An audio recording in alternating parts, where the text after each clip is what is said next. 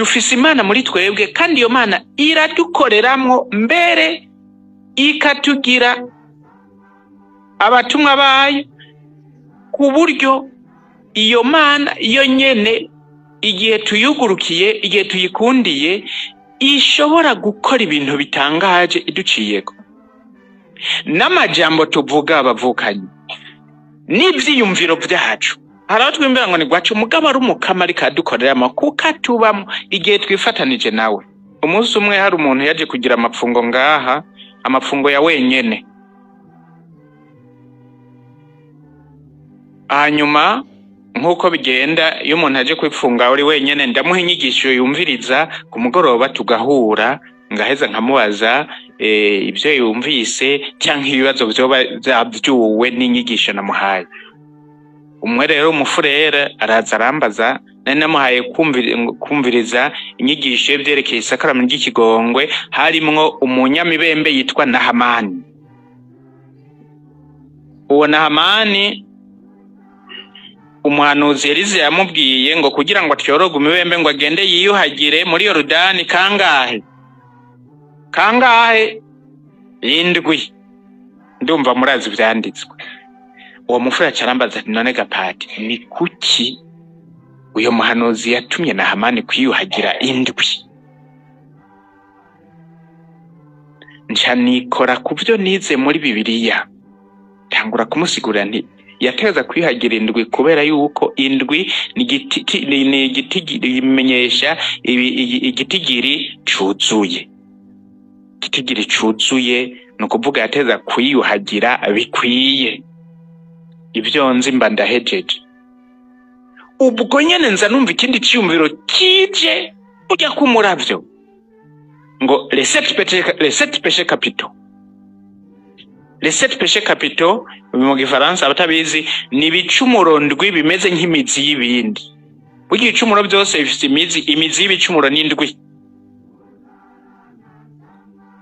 Ubwishime nibwo buzu bwa mbere. Ubunebwe, umunoho n'ibindi sibyo byabazanye uyu munsi.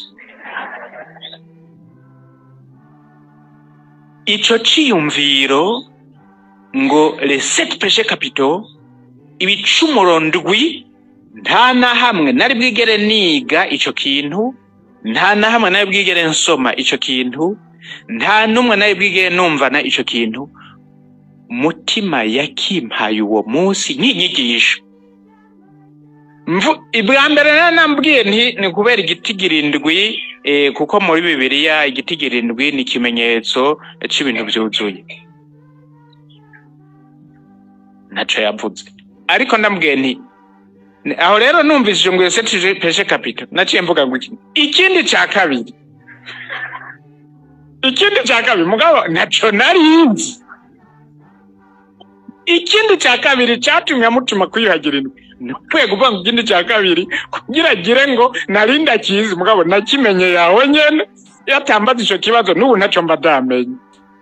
Ikindi ca kabiri rero nukubera ko hariho imizi 7 y'ibicumuro byose bibaho. Acagira ngo kuvuga ivyo yavuze bwa mbere n'ivyawe ukuri rero ndakumvise. Kandi nanje naciye numva ibintu ntarinzi. Nk'icyo ni igikogo umukama wenyene yikoreye kugira ngo aho umuco umuntu yaje kurondera umuco akoresheje ururimi rw'iwanje kandi je atabyo narinzi. Mugabo mwishure nize mu mashure nize ibyo bicumuro naravyize. Iyo mba ntavyize naho yari kuvuga ngo les 7 péchés capitaux ntaco nari kumenya. Kuko mutima aratwibutsa ibyo twize. Muravyumva neza? Aratwibutsa ibyo twize. Ndaza gushika kuri iki kintu cyo kwiga. Aratwibutsa ibyo twize. Akatwumvisha n'ibyo tutoshobora kumva ariko afatiye ku byo twize. Nico gituma umuntu akurikirana inyigisho arondera inyigisho aba ari karaha Imana uburyo bwo kumushikana kure. aha rero ndabivuze kugira mwumve muri twebwe Imana iriyo kandi irakora, kandi ibikorwa ikora irashaka kubifatanya natwe, kandi igihe tuyugurukiye tukayiha ikibanza tukayikundira, Imana ishobora gukora ibintu byinshi kuri iyi si.